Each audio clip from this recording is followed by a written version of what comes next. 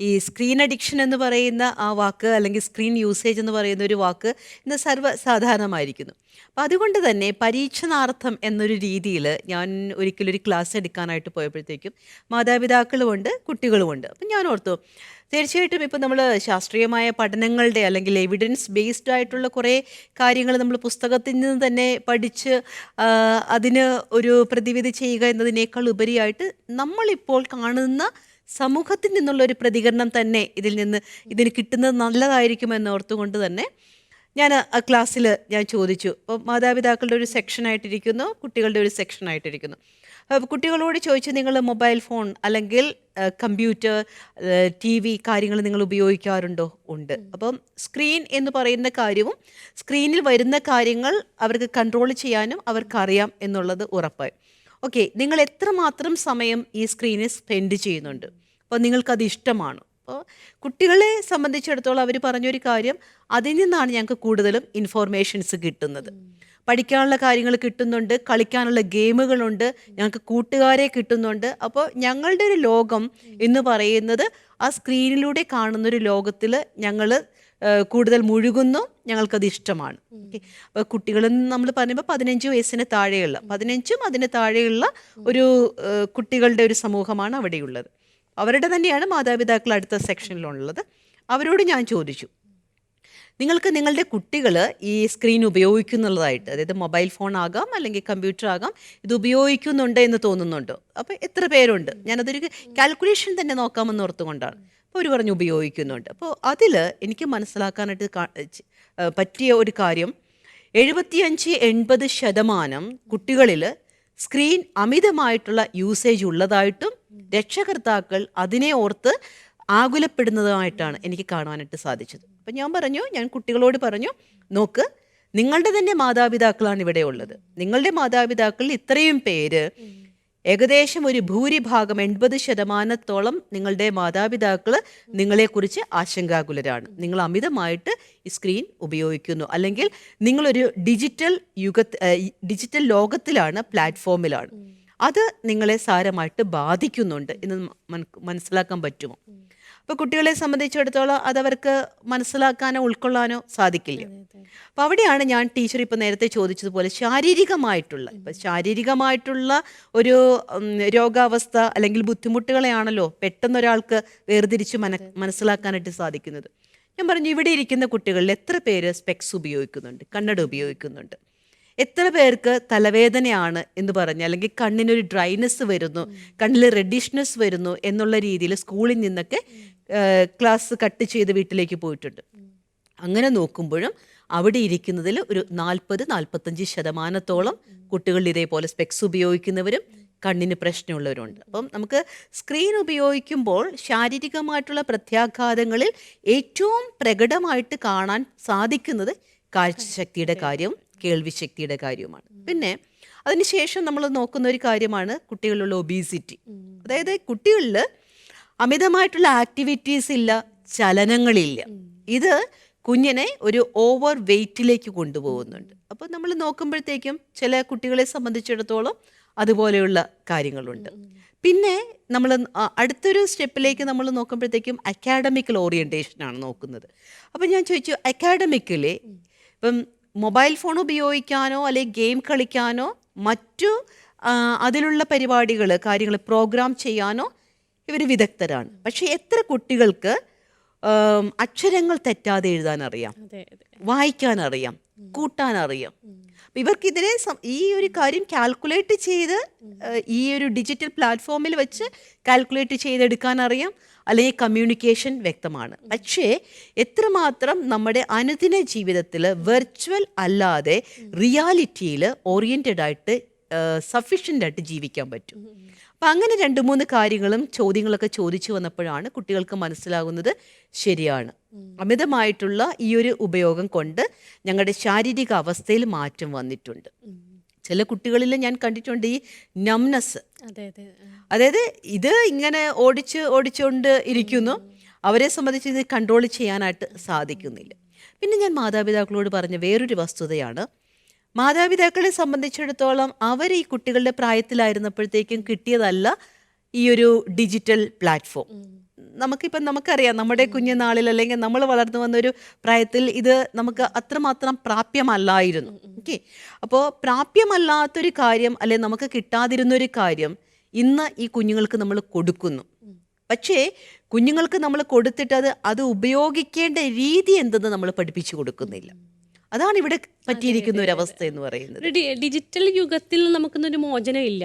ആ ഒരു കാലഘട്ടത്തിലാണ് നമ്മൾ ജീവിക്കുന്നത്. പക്ഷെ അതിനെങ്ങനെയാണ് കുട്ടികളെ എങ്ങനെ അതിൽ നിന്ന് നിയന്ത്രിക്കാം, അല്ലെങ്കിൽ അവർക്ക് ആവശ്യമായിട്ടുള്ളത് മാത്രം നമ്മൾ കൊടുക്കാതെ എങ്ങനെ സാധിക്കുക? അത് കൈകാര്യം ചെയ്യണമെങ്കിൽ ആദ്യമേ തന്നെ നമ്മൾ ഈ കുട്ടികളെ, ഇപ്പം നമ്മളെപ്പോഴും സ്ക്രീൻ അല്ലെങ്കിൽ സ്ക്രീൻ അഡിക്ഷൻ അതിൻ്റെ ഒരു ദൂഷ്യവശങ്ങളെക്കുറിച്ചും അല്ലെങ്കിൽ അത് ഉപയോഗിക്കുന്നത് മോശമാണ് എന്നുള്ള രീതിയിലാണ് കുട്ടികളെ എല്ലാവരെയും പറഞ്ഞ് വച്ചിരിക്കുന്നത്. ഇപ്പം ഞാൻ ആ ഒരു പോപ്പുലേഷനെ തന്നെ എടുത്തുകൊണ്ട് ഞാൻ കുട്ടികൾക്ക് അവർ ഈ സ്ക്രീൻ ഉപയോഗിക്കുമ്പോൾ മാതാപിതാക്കൾക്കുണ്ടാകുന്ന ഒരു റെസ്പോൺസ് എങ്ങനെയാണ് എന്ന് ചോദിച്ചപ്പോൾ അവർ പെട്ടെന്ന് പറഞ്ഞ, ഞങ്ങളിത് ഉപയോഗിക്കുന്നത് ആർക്കും ഇഷ്ടമല്ല സിസ്റ്റേ, ഞങ്ങളിത് കയ്യിലേക്ക് എടുക്കുമ്പോഴേ പറയും തോണ്ടാൻ തുടങ്ങി, അവനവിടെ കുത്തിയിരിക്കാനായിട്ട് തുടങ്ങി, അല്ലെങ്കിൽ അവൻ ഇനി ഭക്ഷണം വേണ്ട, ഒന്നും വേണ്ട എന്ന് പറയും.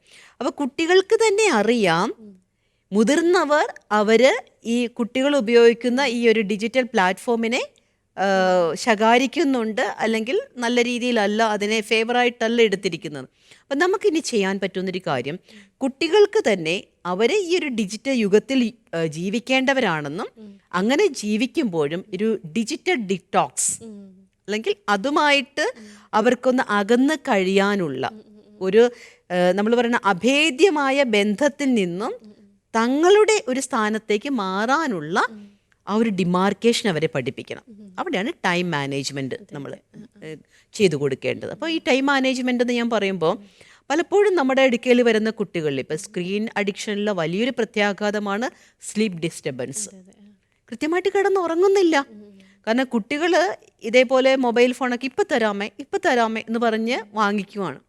അപ്പോൾ വൈകുന്നേരങ്ങളിലാണ് വാങ്ങിക്കുന്നതെങ്കിൽ ഈ കുട്ടികൾ ഈ മാതാപിതാക്കളെ പറ്റിച്ച് ഇതുകൊണ്ട് തലേണയുടെ കീഴിലും മേശയുടെ അടിയിലും മേശയുടെ ഡ്രോയിലൊക്കെ കൊണ്ട് വെച്ചിരിക്കുവാണ്. മാതാപിതാക്കൾ ഇത് ഓർക്കുന്നില്ല. അപ്പോൾ അവരെ സംബന്ധിച്ചിടത്തോളം അവരുടെ ഈ നെട്ടോട്ടത്തിൻ്റെ ഇടയ്ക്ക് കൊച്ചിൻ്റെ മൊബൈൽ ഫോൺ എവിടെ വെച്ചെന്ന് ഇവർ ഓർക്കുന്നില്ല. പക്ഷെ ഈ കുഞ്ഞ് ഉറങ്ങാതെ കാത്തിരിക്കുവാണ്. എന്തിനാ? മൊബൈൽ ഫോൺ, ഇത് കഴിഞ്ഞിട്ട് വേണം മൊബൈൽ ഫോണിലേക്ക് വരാനായിട്ട്. അപ്പം ഈ സ്ക്രീൻ അഡിക്ഷനിൽ നമ്മൾ നോക്കേണ്ട ഒരു കാര്യം, ഇൻഫർമേഷൻ സീക്ക് ചെയ്യാൻ എന്ന ഒരു രീതിയിലാണ് ഈ കുഞ്ഞി പ്ലാറ്റ്ഫോമിലേക്ക് വരുന്നത്, അല്ലെങ്കിൽ ഒരു എൻ്റർടൈൻമെൻറ്റ്. പക്ഷേ ഈ ഒരു ഇൻഫർമേഷൻ സീക്ക് ചെയ്ത് കഴിഞ്ഞാൽ ഞാൻ വന്നൊരാവശ്യം തീർന്നു, എനിക്ക് തിരിച്ചു വരണം എന്നൊരു ബോധ്യം കുഞ്ഞിനുണ്ടാവില്ല. അത് നമ്മൾ എപ്പോഴും ഓർക്കുക. അഡോളസെൻസിനായാലും ശരി, യങ് അഡൾട്ടിലായാലും ശരി, ഇപ്പോൾ നമ്മുടെ ഇടയിലൊക്കെ ആയാലും ശരി, നമ്മൾ ചിലപ്പം ഏതെങ്കിലും ഒരു കാര്യം അറിയാനാണ് സെർച്ച് ചെയ്യുന്നത്. പക്ഷേ ആ ഒരു കാര്യം മാത്രമല്ല നമ്മൾ സെർച്ച് ചെയ്ത് പോരുത്. കാരണം ആ ഒരു രീതിയിലാണ് സെർച്ച് എഞ്ചിൻ അതിനെ ഡിസൈൻ ചെയ്തിരിക്കുന്നത്. അല്ല, ഇത് മൊബൈൽ തുറക്കുമ്പോൾ തന്നെ ആ കാര്യം പോലും മറന്നുപോയിട്ട് വേറെ പല കാര്യങ്ങളിലേക്ക് പോകുന്നവരുണ്ട്. ശരിക്കും ഇപ്പം ഈ AI ഒക്കെ, ആർട്ടിഫിഷ്യൽ ഇൻ്റലിജൻസിൻ്റെയൊക്കെ അതിപ്രസരണം മൂലം നമ്മൾ തമ്മിൽ സംസാരിക്കുന്ന ഒരു കാര്യം നമ്മുടെ മൊബൈൽ ഫോൺ കേൾക്കുകയാണ്. പിന്നീട് നമ്മൾ മൊബൈൽ ഫോണോ അല്ലെങ്കിൽ നമ്മൾ ഈ ഡിജിറ്റൽ കാര്യങ്ങളോ എടുത്തു കഴിയുമ്പോൾ അവർ പെട്ടെന്ന് നമുക്ക് തരാൻ പോകുന്ന നമ്മുടെ ഒരു ഫുഡ് എന്ന് പറയുന്നത് ഇതാണ്. ഇതുമായിട്ട് ബന്ധപ്പെട്ട കാര്യം. ഇത് പറഞ്ഞപ്പോഴാണ് സിസ്റ്റർ, അതായത് സ്വഭാവ വൈകല്യങ്ങൾ പലതും വളർത്തുന്നുണ്ട് കുട്ടികളിൽ. ഈ ഇതിന്റെ അമിതമായിട്ടുള്ള ഉപയോഗം, അതിനെ കുറിച്ചിട്ടൊന്ന് പറയാവോ? അക്രമവാസനകൾ. ഇപ്പോൾ എനിക്ക് പലപ്പോഴും കുട്ടികളെ സ്കൂളിൽ നിന്നൊക്കെ നമുക്ക് ഇമ്മീഡിയറ്റ് ആയിട്ട് ഒരു എമർജൻസി കോൾ അല്ലെങ്കിൽ എമർജൻസി ഹെൽപ്പ് എന്നൊക്കെ പറഞ്ഞുകൊണ്ട് വരും. ഇപ്പോൾ രോഗികളെ കാഷ്വാലിറ്റിയിലേക്കൊക്കെ കൊണ്ടുവരുന്നത് പോലെയൊക്കെ കൊണ്ടുവരും. അത് അവിടെ ഇടിയടി, സാധാ ഇടിയടിയൊക്കെയാണ് നമുക്കറിയാം. കുട്ടികളെ തന്നെയൊക്കെ വിളിച്ചിരുത്തി കാര്യങ്ങൾ, ഇത് അതല്ല, അക്രമമാണ്. പല കുട്ടികളും സ്കൂളിലേക്ക് ആയുധങ്ങൾ കൊണ്ടുവരുന്നു. അപ്പം ഇതെവിടെ നിന്ന് വരുന്നു എന്നൊക്കെ നമ്മൾ ചോദിച്ചു വരുമ്പോഴത്തേക്ക് ഇവർക്ക് മനസ്സിലാകുന്ന ഒരു കാര്യം, പല ഗെയിമുകളിലും ഒളിഞ്ഞിരിക്കുന്ന ഒരു കാര്യം, മറ്റുള്ളവരെ എങ്ങനെയും കീഴ്പ്പെടുത്തുക, മറ്റുള്ളവരുടെ വികാരങ്ങൾക്കോ അല്ലെങ്കിൽ അവൻ്റെ വേദനകൾക്കോ വില കൽപ്പിക്കാത്ത രീതിയിലേക്ക് നമ്മുടെ കുഞ്ഞുങ്ങൾ അത്രമാത്രം മാനസികമായിട്ട് നമ്മൾ പറയും കഠിന ഹൃദയരായി പോവുകയാണ്. അപ്പം ഞാൻ ഒരു കുട്ടി വന്നപ്പോൾ ഞാൻ ഇങ്ങനെ കാഷ്വലായിട്ട് സംസാരിച്ചപ്പോൾ ഞാൻ ചോദിച്ചു, മോനെ നീ എന്താ കുട്ടിയെ ആ ബ്ലേഡ് വെച്ച്, അതായത് കയ്യിൽ കൊണ്ടുപോയിരിക്കുന്ന ബ്ലേഡിൻ്റെ ഒരു ചെറിയൊരു കഷ്ണമാണ്, ആ ഒരു കഷ്ണം വെച്ചാണ് അവൻ പുറകിൽ കുട്ടിയെ പോറുന്നത്. അപ്പം ഞാൻ ചോദിച്ചു, നീ എന്താ അങ്ങനെ ചെയ്തത്, നിനക്ക് തോന്നിയില്ലേ, അവന് വേദന എടുക്കുമെന്ന് തോന്നിയില്ലേ? അപ്പോൾ അവൻ പറഞ്ഞൊരു കാര്യം, സിസ്റ്റർ ഞാൻ കളിക്കുന്ന ഒരു ഗെയിമിൽ ഈ ചെറിയ മാഫിയകൾ രൂപപ്പെടുത്തുന്ന ഒരു കാര്യമാണ് അതിനകത്ത് കാണിക്കുന്നത്. അപ്പോൾ ഒരു കുട്ടിയാണ് അതിൻ്റെ അകത്തുള്ളത്. ഈ കുട്ടി രക്ഷപ്പെടുന്നത് മൊത്തം ഈ ബ്ലേഡിൻ്റെ ചെറിയ കഷ്ണം വെച്ചിട്ടാണ്. അപ്പോൾ ഈ ബ്ലേഡിൻ്റെ കഷ്ണം വെച്ച് ഇവനെ ഓരോരുത്തരും ഉരയ്ക്കുന്നു, അവർ പേടിക്കുന്നു, അവർ ഓടിപ്പോകുന്നു. അപ്പോൾ അങ്ങനെ ഓടിപ്പോകുന്ന സ്ഥലം മുഴുവനും ഇവൻ കൈയടക്കുന്നു, അവിടെ അവൻ്റെ കൂട്ടുകാരെ കൊണ്ടുവരുന്നു. എനിക്ക് ആക്ച്വലി അത് ഏതാ ഗെയിമെന്നൊന്നും എനിക്കറിയില്ല, പക്ഷേ ഇവൻ പറഞ്ഞ ആ ഒരു ഗെയിമിൻ്റെ ഒരു ഉള്ളടക്കം എന്ന് പറയുന്ന ഇതാണ്. അപ്പോൾ അവൻ അപ്പോഴേ പഠിച്ചൊരു കാര്യമാണ് ആക്രമിച്ച് മറ്റുള്ളവനെ ഭയപ്പെടുത്തുക. അപ്പം ടീച്ചേഴ്സ് ആണെങ്കിലും പറയാം അവൻ്റെ ഇതുണ്ട്. അപ്പോൾ അവൻ അങ്ങനെ ഒരു രീതിയിലേക്ക് വരുമ്പോഴത്തേക്ക് കുറച്ച് നാൾ കഴിയുമ്പോൾ അവനെ സംബന്ധിച്ചിടത്തോളം അവൻ ചെയ്യുന്ന പ്രവർത്തികളുടെ ഒരു ധാർമ്മിക വശം അവന് കണ്ടെത്താനായിട്ട് സാധിക്കാതെ വരുന്നുണ്ട്. അവൻ്റെ ഒരു മാനസിക വളർച്ച തന്നെ സംഭവിക്കുന്നത് ഈ ഡിജിറ്റൽ മാധ്യമങ്ങളിലൂടെയാണെന്ന്. അല്ലെങ്കിൽ കുട്ടികൾ എന്ന് പറയുമ്പോൾ അവർക്ക് നമ്മുടെയൊക്കെ പ്രായത്തിലായാലും നമ്മൾ മാതാപിതാക്കളിൽ നിന്നായാലും അല്ലെങ്കിൽ നമ്മുടെ ബന്ധുക്കളിൽ നിന്ന് അല്ലെങ്കിൽ കൂട്ടുകാർ, ഇങ്ങനെയുള്ള ഒരു മാനുഷികമായിട്ടുള്ള ബന്ധങ്ങൾ വളരെ കുറഞ്ഞ് ഇവർ കൂടുതലും ഈ മാധ്യമ ലോകത്തേക്കും സോഷ്യൽ മീഡിയയിലേക്കും പോകുന്ന ആ ബന്ധങ്ങളിലേക്ക് അവർ കൂടുതൽ പോകുന്നു. അപ്പോൾ അവർക്കൊരു നല്ലൊരു തലോടലോ സ്പർശമോ സംസാരമോ കമ്മ്യൂണിക്കേഷൻ തന്നെ കുറഞ്ഞു വരുന്നൊരവസ്ഥ. ഇതൊക്കെ വളരെയധികം ഇന്നത്തെ കാലഘട്ടം തന്നെ നമുക്ക് പേടിയാവുന്ന രീതിയിലാണ്. കുട്ടികളുടെ വളർച്ച എങ്ങനെയാണ് കുട്ടികളിലുണ്ടാകുന്ന ബിഹേവിയറൽ ആൻഡ് ഇമോഷണൽ പ്രോബ്ലംസ് ഒക്കെ വരുമ്പോഴത്തേക്കും നമുക്കവിടെ നമ്മുടെ ഡിപ്പാർട്ട്മെൻറ്റിൽ അവർക്ക് അതിന് വേണ്ടിയിട്ടുള്ള ബിഹേവിയർ മോഡിഫിക്കേഷൻ ഉണ്ട്. അതുപോലെ തന്നെ സോഷ്യൽ സ്കിൽ ഹെൽപ്പ് ഡെസ്കുകളുണ്ട്. ബോണ്ടിങ്, അതായത് മാതാപിതാക്കളും മക്കളും ഒക്കെ തമ്മിലുള്ളൊരു ബോണ്ടിങ്, കുടുംബാംഗങ്ങൾ തമ്മിലുള്ളൊരു ബോണ്ടിങ് ഒക്കെ വളർത്താനുള്ള ചില മോറൽ ടിപ്സുകളൊക്കെ നമ്മളവിടെ കൊടുക്കാറുണ്ട്. അപ്പോൾ അതിൻ്റെ ഒരു ഭാഗമെന്നോണം ഒരു ദിവസം ഞാൻ കുട്ടികളോട്, അപ്പോൾ ഒരു സെറ്റ് കുട്ടികളാണ്, ഒരു ഗ്രൂപ്പ് കുട്ടികളാണ് ഗ്രൂപ്പ് തെറാപ്പിക്ക് വരുന്നത്. അപ്പോൾ അവരോട് പറഞ്ഞു അവരുടെ വീട്ടിൽ ഈ ആൽബം കൊണ്ടുവരാൻ പറഞ്ഞു. അപ്പോൾ പഴയ ആൽബങ്ങൾ അവരുടെ വീട്ടിൽ ചെന്ന് അച്ഛനോടോ അമ്മയോടോ അല്ല മുത്തച്ഛനോടോ മുത്തശ്ശിയോടോ ഒക്കെ ചോദിച്ച് കൊണ്ടുവരാൻ. ഈ ആൽബത്തിലുള്ള ചിലരെയൊക്കെ കാണിച്ചിട്ട് ഇവരാരാണെന്ന് ചോദിച്ചിട്ട് കുട്ടികൾക്ക് അത്ര അറിയില്ല. പക്ഷേ നമ്മുടെ പല ഗെയിമുകളിലെ ഇവൺ പ്രത്യേകിച്ച് ഈ കൊറിയൻ സീരീസുകളുണ്ട്, ചില ഗെയിമുകളുണ്ട്, അതൊക്കെ കൃത്യമാണ്. അപ്പം എങ്ങനെയാണ് നമുക്ക് ഒരാളോട് ഫെമിലിയാരിറ്റി വരുന്നത്?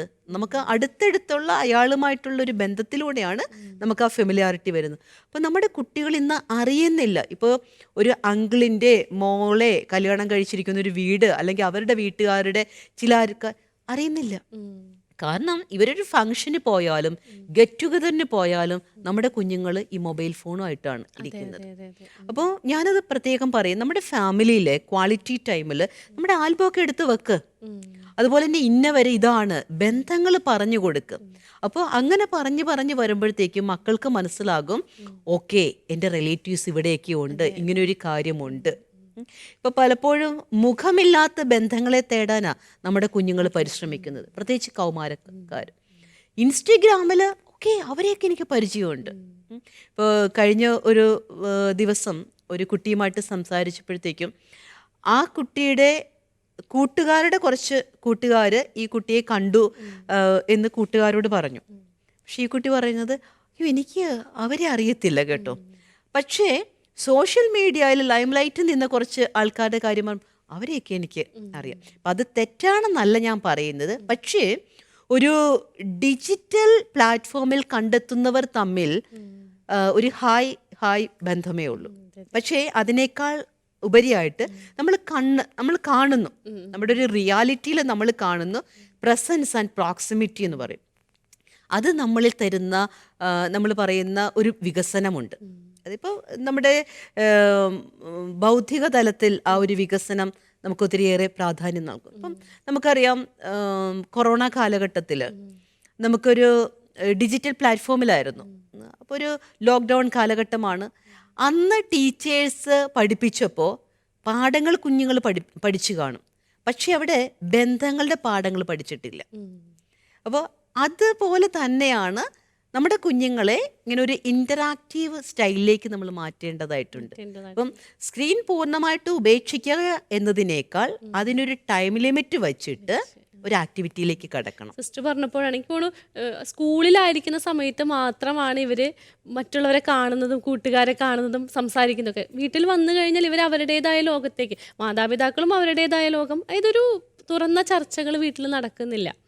അത് കൂടുതലും ഈ സമയമില്ല എന്നുള്ള രീതിയിലാണ് പോകുന്നത്. പിന്നെ നമുക്ക് ചെയ്യാൻ പറ്റുന്ന ഒരു കാര്യം, കുഞ്ഞുങ്ങൾക്ക് തന്നെ നമ്മൾക്കൊരു റെസ്പോൺസിബിൾ ആയിട്ട് ഇതിനെ ഉപയോഗിക്കാനായിട്ട് പഠിപ്പിക്കുക.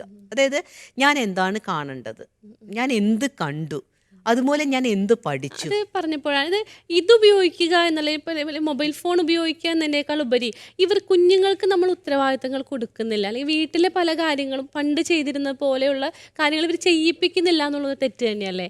കാരണം അവർക്ക് വേറൊരു കാര്യത്തിലേക്ക് അവർക്ക് ഫോക്കസ് ചെയ്യാൻ പറ്റുന്നില്ല എന്നുള്ളതാണ്. ഇപ്പോൾ കഴിഞ്ഞ ദിവസം വന്നൊരു കേസിൽ ഒരു അഡോളസെൻസ് പയ്യൻ പറഞ്ഞൊരു കാര്യമാണ്. 15-16 വയസ്സേ ഉള്ളൂ. അവൻ പറഞ്ഞാണ്, എൻ്റെ വീട്ടിലെ ബാങ്കിങ് ഇടപാടുകളിൽ അതുപോലെ തന്നെ മറ്റു സാധനങ്ങൾ വാങ്ങിക്കുന്നത്, ടിക്കറ്റ് ബുക്ക് ചെയ്ത്, ഇതെല്ലാം ഇവരെന്നെ ഏൽപ്പിക്കും. എന്നിട്ട് ഞാനിതങ്ങ് എടുക്കുമ്പോഴത്തേക്ക് തന്നെ ഇവർ പറയും, തോണ്ടാൻ തുടങ്ങിയെന്ന് പറയും. പക്ഷെ ഞാനിത് പഠിക്കാതെ എങ്ങനെയാ ഇത് ചെയ്യാനായിട്ട് സാധിക്കുന്നത്? പക്ഷെ അങ്ങനെ ചെയ്യുന്ന ഒരാളെ കൊണ്ട് തന്നെ വീട്ടിലെ മറ്റു റെസ്പോൺസിബിലിറ്റീസും, ഇപ്പം കഴിക്കുന്ന ഭക്ഷണത്തിന്റെ പാത്രം കൊണ്ടൊന്ന് കഴുകാനായിട്ട്, അല്ലെങ്കിൽ ഈ ഭക്ഷണം എങ്ങനെയാ വന്നത്, അതൊന്ന് ആലോചിക്കാനായിട്ട് അവന് സമയമില്ലാതെ പോകുന്നു. അവനെ തന്നെ ഒന്ന് ക്ലീൻ ചെയ്യാനായിട്ട് അവന് സമയമില്ല, കുളിക്കാൻ സമയമില്ല. പല കുട്ടികളും പറയുന്നൊരു കാര്യമാണ്, എനിക്ക് പഠിക്കാൻ കുറേ ഉണ്ടായിരുന്നു, അത് കഴിഞ്ഞിട്ട് എനിക്ക് കുറച്ച് ഗെയിം കളിക്കാനുണ്ടായിരുന്നു, അത് ഗ്രൂപ്പ് ഗെയിം ആയിരുന്നു, അവർ വരും. അപ്പം അങ്ങനെയൊക്കെ വരുമ്പോഴത്തേക്കും എനിക്കത് കുളിക്കാനോ അലക്കാനോ ഉള്ള സമയമില്ല. അപ്പം ഇത് നമ്മൾ കുട്ടികളെ പഠിപ്പിക്കേണ്ട ഒരു കാര്യമാണ്. കാരണം എത്രയെല്ലാം ആർട്ടിഫിഷ്യൽ ഇൻ്റലിജൻസ് കാര്യങ്ങളെല്ലാം വികസിച്ചു എന്ന് പറഞ്ഞാലും ഒരു മനുഷ്യനായിരിക്കണമെങ്കിൽ പച്ചയായ മനുഷ്യൻ്റെ ആ വികാരങ്ങളും വിചാരങ്ങളും ചെയ്തികളും എല്ലാം ഉണ്ടാവണം. പിന്നെ നമ്മുടെ കുഞ്ഞുങ്ങൾ മറന്നു പോകുന്നൊരു കാര്യമാണ്, ഇവരെ സംബന്ധിച്ചിടത്തോളം ഒരു ഡിജിറ്റൽ പ്ലാറ്റ്ഫോം കിട്ടിക്കഴിഞ്ഞാൽ എല്ലാമായി, വേറെ ഒന്നും വേണ്ട. അപ്പോൾ ആദ്യം തന്നെ അവര് ഡിറ്റാച്ച് ചെയ്യുന്നത് ആരോടാണ്? മാതാപിതാക്കളോട്. മാതാപിതാക്കളില്ലേലും കാര്യങ്ങളൊക്കെ നടക്കും. അപ്പം ഒരു പ്രാവശ്യം ഒരു കുട്ടി അതിൻ്റെ കൊച്ചിൻ്റെ അച്ഛനോട് അമ്മയോട് പറഞ്ഞ, നിങ്ങളിപ്പോൾ ജീവിച്ചിരുന്നില്ലേലും നിങ്ങളുടെ കുറച്ച് പൈസ ബാങ്കിലിട്ടിട്ട് അത് അവിടെ കിടക്കുന്നുണ്ട് എങ്കിൽ എനിക്ക് ഉറപ്പാണ് എനിക്ക് ജീവിക്കാൻ പറ്റുമെന്ന്, നിങ്ങൾ വേണമെന്നില്ല. അപ്പം ആ ഒരു തലത്തിലേക്കൊക്കെ നമ്മുടെ മക്കൾ മാറിക്കഴിഞ്ഞു. കാരണം ATM കാർഡുണ്ട്, അല്ലെങ്കിൽ ട്രാൻസാക്ഷൻസ് UPI ട്രാൻസാക്ഷൻസ് നടക്കും, പിന്നെ നിങ്ങളെന്തിനാ? അപ്പോൾ അതിലേക്കൊക്കെ വന്നു കഴിഞ്ഞു. അപ്പം നമുക്ക് നമ്മുടെ കുഞ്ഞുങ്ങളുടെ ഒരു നമ്മൾ പറയണ ഒരു ദിനചര്യയെ രേഖപ്പെടുത്തി വെക്കാനും അത് ഉത്തരവാദിത്വപൂർണ്ണമായിട്ട് അവൻ ചെയ്യുന്നുണ്ടോ എന്ന് നോക്കാനും നമ്മുടെ മാതാപിതാക്കൾ കടപ്പെട്ടിട്ടുണ്ട്. അപ്പോൾ അവിടേക്കാണ് നമ്മുടെ കുട്ടികൾക്ക് ഇപ്പം ഒരു സ്ക്രീൻ ടൈം കഴിഞ്ഞതിന് ശേഷം നമ്മൾ പറയും, നമ്മുടെ സൈക്കോളജിയിൽ ഒരു ഗ്രൗണ്ടിങ് ടെക്നിക്സ് എന്ന് പറയും. അതായത് 5-4-3-2-1 ടെക്നിക്കുണ്ട്. അതായത് ഒരു കുറച്ച് സമയം, നിങ്ങൾ എത്ര സമയമാണോ നിങ്ങൾ സ്ക്രീൻ ഉപയോഗിച്ചു, ഇപ്പോൾ സ്ക്രീൻ ഉപയോഗിക്കുമ്പോഴും ഓർക്കുക, കുട്ടികളുടെ പ്രായം അനുസരിച്ച് തന്നെ വേണം അവർ ഉപയോഗിക്കേണ്ട ടൈമിങ്. ഒരിക്കലും ഒരു 0 to 2, അതായത് 2 വയസ്സ് വരെയുള്ള കുട്ടികൾക്ക് ഒരു കാരണവശാലും ഒരു സ്ക്രീൻ ടൈമോ അല്ലെങ്കിൽ അതിൻ്റെ ഒരു ലൈറ്റോ കൊടുക്കരുതെന്ന് തന്നെയാണ് പറയുന്നത്. കാരണം അത് അവരുടെ ശാരീരികമായിട്ടുള്ള പ്രവർത്തനങ്ങളെയും വളർച്ചയെയും അവരുടെ ബൗദ്ധികമായ വളർച്ചയെയും ധാരാളമായിട്ട് ബാധിക്കുന്നുണ്ട്. അപ്പോൾ ഈ ഒരു അഡോളസെൻസിനൊക്കെ നമ്മളൊരു 1 hour ഒക്കെ ഇത് ഉപയോഗിക്കാൻ കൊടുത്തു കഴിഞ്ഞാൽ അവരോട് പറയണം, അത് ഉപയോഗിച്ച് മടക്കി വെച്ച് വരുമ്പോൾ നിങ്ങളുടെ ഒരു ബ്രെയിൻ ടെക്നിക്ക് നിങ്ങൾ ഉപയോഗിക്കണം. എൻ്റെ അകത്തിപ്പോൾ 5-4-3-2-1 ടെക്നിക്ക് എന്ന് പറഞ്ഞാൽ ഒരു 5 കാര്യങ്ങൾ നിങ്ങൾ കാണുന്നതിന് പറയുക. അപ്പോൾ അവരത് മൊബൈൽ ഫോൺ അവിടെ വെച്ചു, മേശ ഉണ്ട്, അല്ലെങ്കിൽ പെൻ അവിടെ ഇരിക്കുന്നുണ്ട്, അല്ലെങ്കിൽ റെഡ് കളറിലൊരു പൂ അവിടെയുണ്ട്. സോ അത് കാണുന്നു, 5 കാര്യങ്ങളെക്കുറിച്ച് അവർ പറയുന്നു. അപ്പം ആരോടെങ്കിലും പറയണമെന്നില്ല, അവർ തന്നെ പറയുന്നു. പിന്നെ ഒരു 4 കാര്യങ്ങളെ ഫീൽ ചെയ്യുക, നമുക്ക് തൊടാം, അല്ലെങ്കിൽ നമുക്ക് ആ ഒരു 4 ഡിഫറെൻ്റ് ടെക്സ്ചറുകളെ നമുക്ക് തൊട്ടിട്ട് അത് ഫീൽ ചെയ്യാം. ഓക്കെ. പിന്നെ 3 കാര്യങ്ങൾ കേൾക്കാനായിട്ട്, അതായത് ഒരു 3 പ്രത്യേക സ്വരങ്ങളെ അവർക്ക് വേർതിരിച്ച് കേൾക്കാനായിട്ട് അവർ ശ്രമിക്കണം. പിന്നെ 2 കാര്യങ്ങൾ സ്മെല്ല് ചെയ്യാനായിട്ട്. ഓക്കെ. അപ്പോൾ ചിലപ്പം അവരുടെ ഒരു ഡ്രസ്സിൻ്റെ സ്മെല്ലായിരിക്കാം, അല്ലെ അവരുടെ ഒരു ബുക്കിൻ്റെ സ്മെല്ലായിരിക്കണം. സോ അത് അവർ റെക്കഗ്നൈസ് ചെയ്യണം, ഇന്ന 2 സ്മെല്ലുകൾ. പിന്നെ ഒരു ടേസ്റ്റ്, അപ്പോൾ ചിലപ്പം ഒരല്പം വെള്ളം കുടിക്കുന്നതായിരിക്കാം, അല്ലെങ്കിൽ ഒരല്പം മധുരം കഴിക്കുന്നതായിരിക്കാം, അല്ലെങ്കിൽ മറ്റു ഏതെങ്കിലും ഒരു കാര്യം ടേസ്റ്റ് ചെയ്യുന്നത്. അപ്പോൾ ഇത് നമ്മുടെ ഒരു ഇൻ്റഗ്രൽ ആയിട്ടുള്ള സംവേദന നാഡികളെ ത്രസിപ്പിക്കുന്നുണ്ട്, അല്ലെങ്കിൽ ഒന്ന് സമന്വയിപ്പിക്കുന്നുണ്ട്. അപ്പോൾ ഇത് ആ ഒരു സമയം അത്രയും അവർ സ്ക്രീൻ ഉപയോഗിച്ചപ്പോഴത്തേക്കും നമ്മുടെ ബ്രെയിനിനുണ്ടായിട്ടുള്ള ആ ഒരു കറസ്പോണ്ടിങ് മെക്കാനിസത്തെ ഒന്ന് മാറ്റുന്നതാണ്.